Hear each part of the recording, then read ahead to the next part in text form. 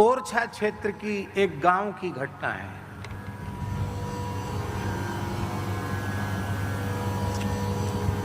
एक गांव में पूज्य गुरुदेव विराज रहे थे, भक्तमाली जी महाराज, हम भी उनके साथ ही थे। एक हनुमान जी के स्थान का दर्शन करके आए। महाराज जी जब जब उस क्षेत्र में जाते थे वहाँ हनुमान जी को एक बार प्रणाम करने जरूर जाते। पैदल पैदल गए, लगभग 3-4 किलोमीटर जाना और 3-4 किलोमीटर आना। उस स्थल को लोग हनुमान धारा कहते हैं। तो वहाँ से हनुमान धारा से लौट कर आए थे, सर्दियों का समय था। तो शाम को लगभग 5-6 बज रहा होगा, तब तक गांव आ गए। तो गांव के बाहर देवी देवताओं के छोटे छोटे चौतरा बने होते हैं, देवताओं के स्थान बने होते हैं। तो गांव के एक नाई ने, नापित ने, जिसको यहाँ गुजराती लोग बाणा बोलते हैं,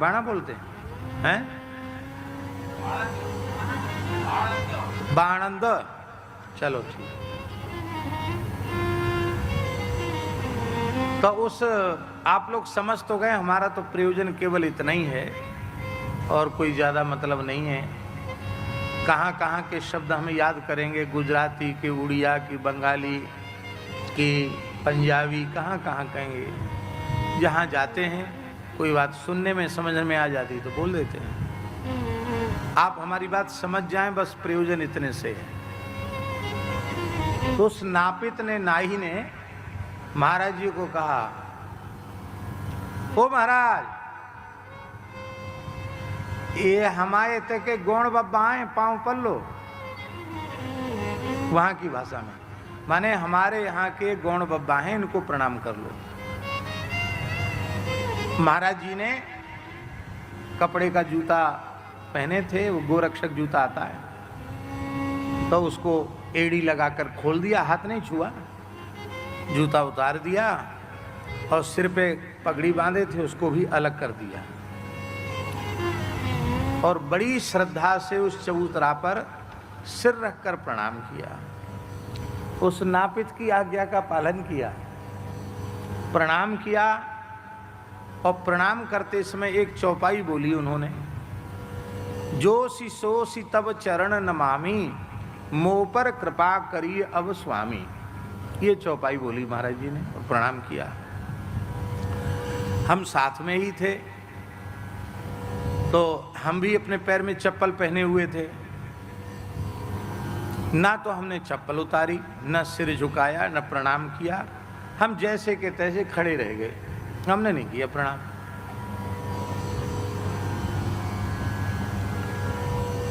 क्यों नहीं किया?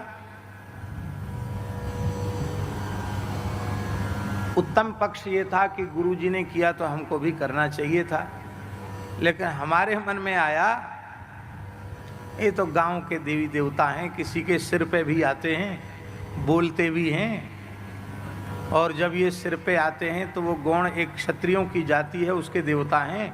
जब सिर पे आते हैं तो ब्राह्मणों के चरण छूते हैं। तो हम मन में सोचने लगे, ये तो कई बार सिर पे आते हैं तो हम लोगों के पैर पड़ते हैं, प्रणाम करते हैं, और ब्राह्मणों को प्रणाम करते हैं तो हम क्यों इनको नमस्कार करें। तो अब महाराज जी तो सरल हैं, उनको जैसा कह दिया वैसा उन्होंने मान लिया। तो ये शरीर ब्राह्मण शरीर है और ये तो एक प्रकार से ग्राम देवता हैं, क्षत्रिय हैं, तो क्षत्रिय तो ब्राह्मण को वंदन करता ही है, हम क्यों प्रणाम करें। इस भाव से मैंने नहीं किया, लेकिन हमारे मन में बात रही आई। तो निवास पर पहुंचे, स्नान किया, सायंकालीन संध्योपासन किया। तो महाराज जी बड़े सावधान रहते थे इस विषय में। पहुंचती, पंडित जी स्नान करो, संध्या करो। स्नान संध्या किया। स्नान संध्या जब के बाद हमने महाराज जी को साष्टांग प्रणाम किया और सामने बैठ गए। क्यों बैठ कैसे गए?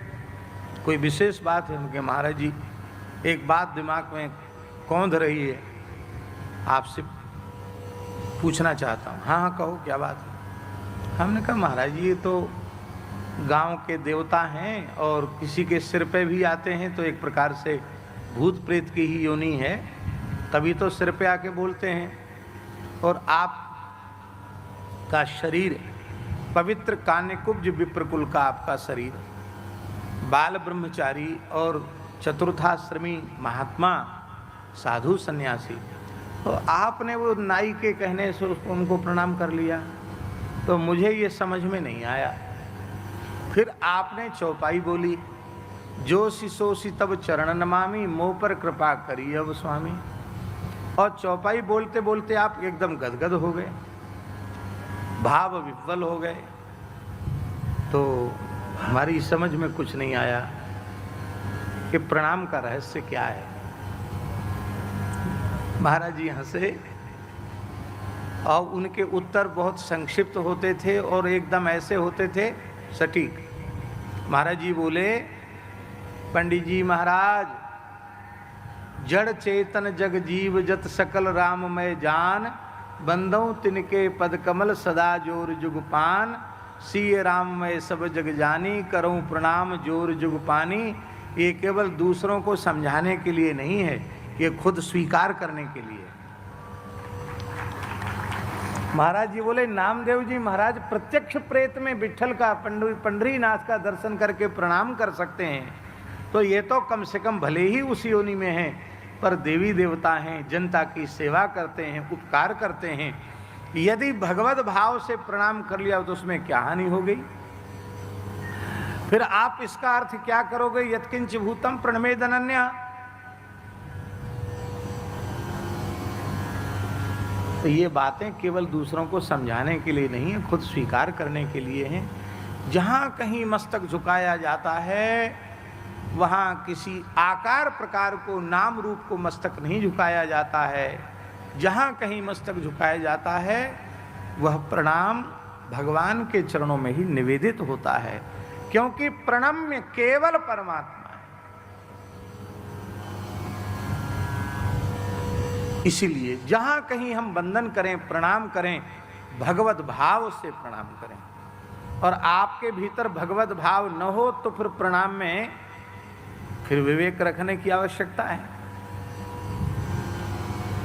और लोग जो बहुत विवेक रखते ना महाराज, वो बहुत विवेक रखने वाले लोग भी जब अपने किसी स्वार्थ की पूर्ति अटक जाती है तो निकृष्ट से निकृष्ट व्यक्ति को प्रणाम करने में उनको संकोच नहीं होता।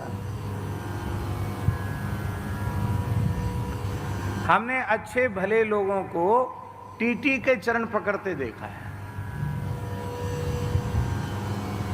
वो कहता नहीं, तुम गलत डिब्बा में चढ़ गए, अभी रसीद बनाऊंगा। अरे रसीद बनाए तो बना दे, पैसा वाले हो दे दो पैसा। पैर पकड़ते देखा हमने ट्रेन में। गौ ब्राह्मण संत को प्रणाम करने में संकोच होगा।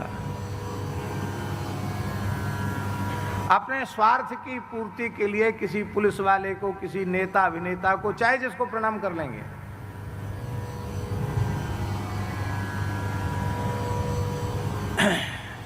इस देश में ऐसे ऐसे नेता भी हैं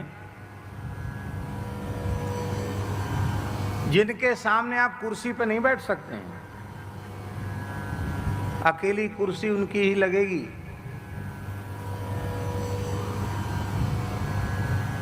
और जो बड़ी बड़ी कुलीनता का अहंकार लेकर चलते हैं कि हम बहुत ऊंचे कुल खानदान के हैं, उन लोगों को भी पैसा तो देना ही पड़ता है। टिकट तब मिलता है जब वो चरण स्पर्श करके प्रणाम करते हैं।